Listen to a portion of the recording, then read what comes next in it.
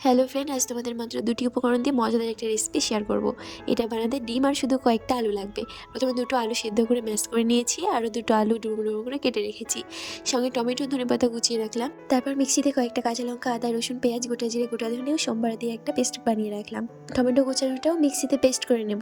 তারপর ম্যাশ করা আলুতে পেস্ট করে রাখা মিশ্রণটি দিয়ে তাতে ধনেপাতা, পেঁয়াজ কুচি, ২ টেবিল চামচ বেসন, পরিমাণ মতো নুন, হলুদের গুঁড়া, জিরের গুঁড়া দিয়ে দিব। সাথে ৩টে ডিম ভেঙে দিয়ে ভালোভাবে ফেটিয়ে নিব। তারপর একটা প্যান বসিয়ে ফেটিয়ে রাখা ডিম আলুর মিশ্রণটি দিয়ে এপাশ ওপাশ লাল করে ভেজে নেব।